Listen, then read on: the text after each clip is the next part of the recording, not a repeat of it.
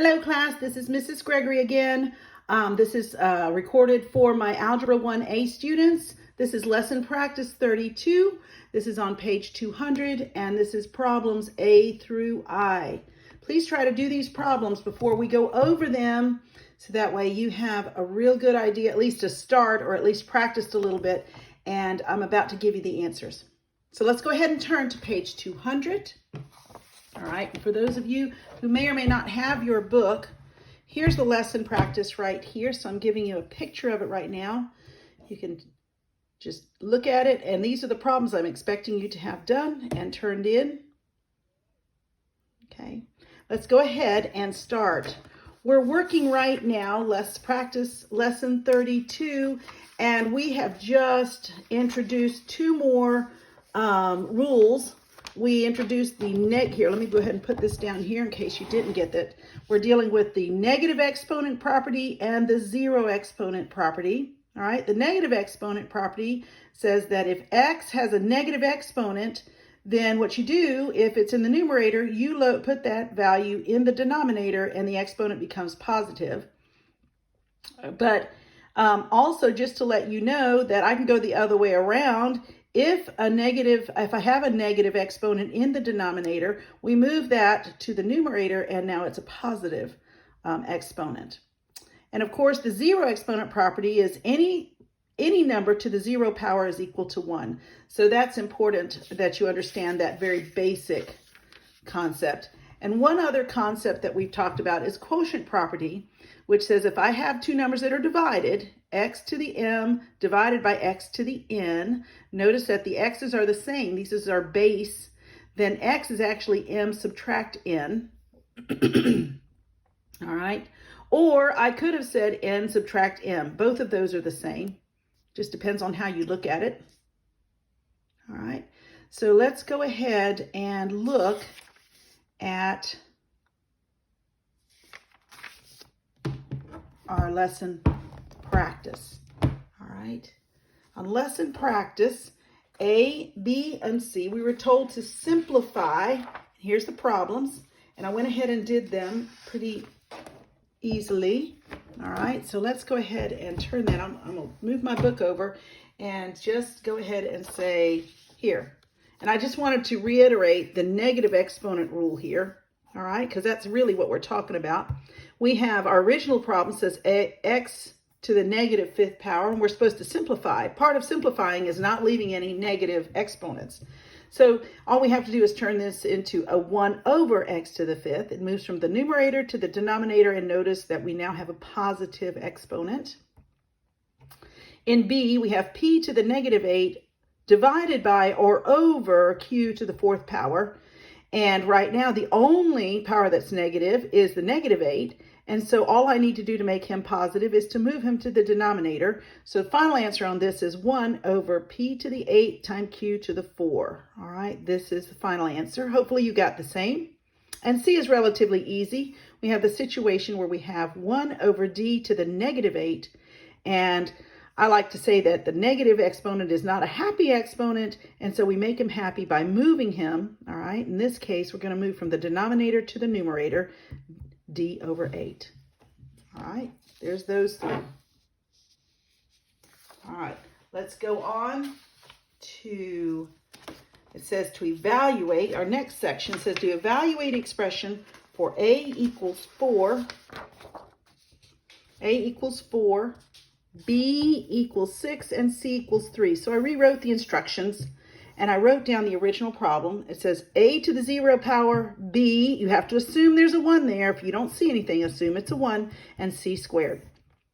First thing I always like you to do is to just load these values, substitute the A for A, B for B, and C for C. Load it in first. Don't try to work this out ahead of time, just put them in. And then I'm going to evaluate each one separately. 4 to the 0 power is 1. 6 remains 6 because 6 to the first power is 6. But 3 squared is a 9. And then I multiply them. 1 times 6 times 9 gives me a 54. Now E, I had a couple of ways of looking at E. All right, it says E is 4 times a to the negative 2. Now, I went ahead and just loaded in my values. This is 4 times 4 to the negative 2. In this situation, I said, well, let's just make him happy. All right, so it's 4, and I move the 4 to the negative 2 down into the denominator. So now I have 4 over 4 squared, which ends up being 4 over 16, which reduces to 1/4. Some of you may have done it a different way. You would have said, oh, well, that's 4 to the first power times 4 negative 2, and an atom. I would have ended up with 1 plus a negative 2. 4 to the negative 1, by the way, is 1 over 4. So both the answers are the same, just different approach. All right? As long as you understand that. F, G, and H. These are simplifying. It says to simplify each expression. All right, and then they tell us that all the variables represent non-zero real numbers. And they tell you that because if x happens to equal 0, 0 to the 4th power is 0, and that would make this entire expression an undefined expression because you never can have a 0 in the denominator. So they always specify that in your books just to make sure. But let's go ahead and simplify. X to the 10th power divided by x to the 4th power is the same thing as saying x to the 10 minus 4 because we subtract. And this ends up being x to the 6th power. And we're done. G says x to the 9th power divided by x to the negative 2, right? It's the same thing as saying 9 subtract a negative 2, which is what I did here. And that ends up being 9 plus 2, so we end up with x to the 11th.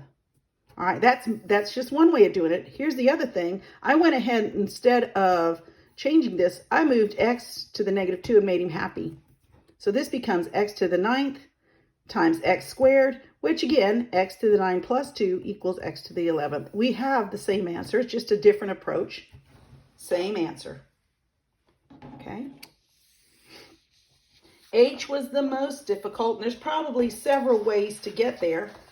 But final answer, I'm going to go, let me go ahead and tell you that.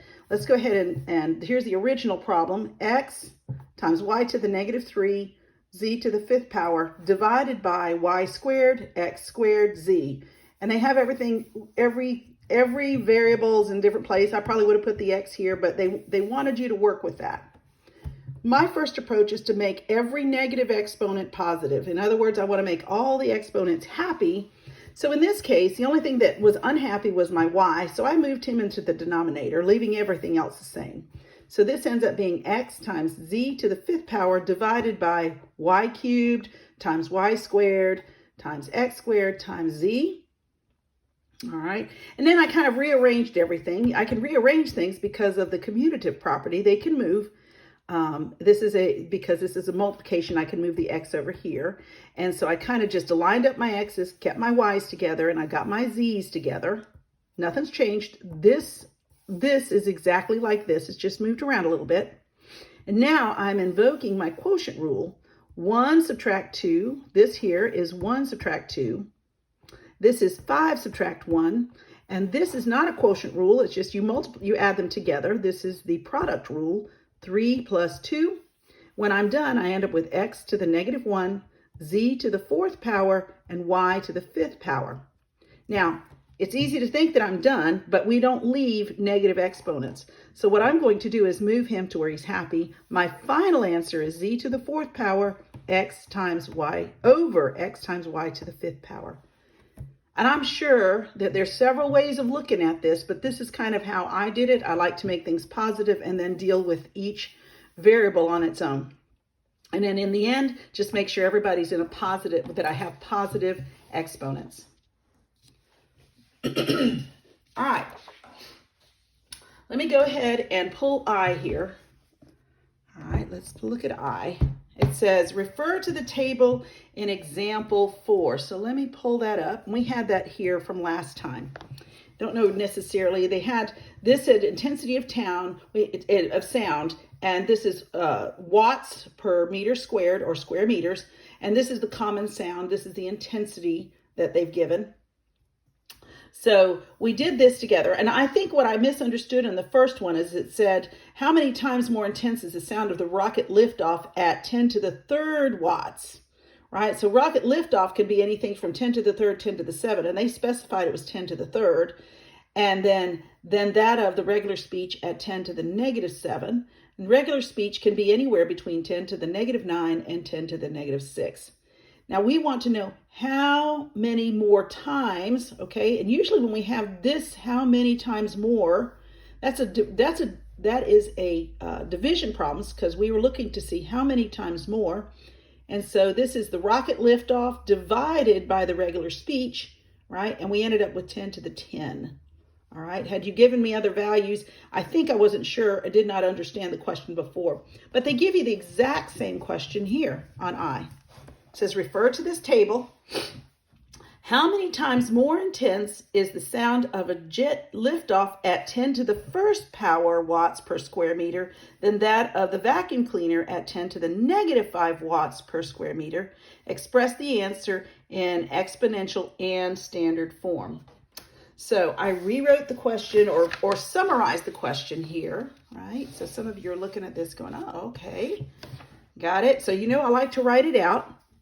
And technically what I'm going to do is say the jet liftoff, and I'm going to divide it by the sound intensity of the vacuum cleaner. And they gave me the two values. So I put 10 to the first power divided by 10 to the negative 5.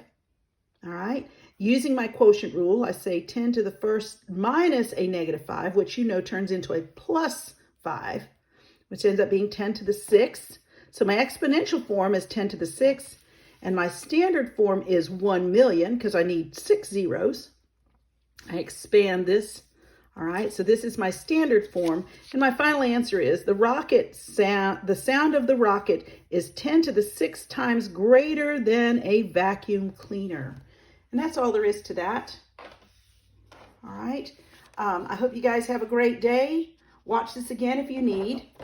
If you have still more questions and I didn't answer them, there are some really helpful sites. YouTube is really good about getting more videos. Many teachers have gone up there, but Math Antics is really good. Math Help and Mario's Math Tutoring. If you look those up and put in here that you're dealing with exponents, they might give you a little lesson on it. And Khan Academy, again, I always love Khan Academy. You can take a whole nother course or just watch a couple of videos here and there. If I'm not explaining it well enough, please go to these other sites and take advantage of them. It's like having extra free tutors. You guys have a great day.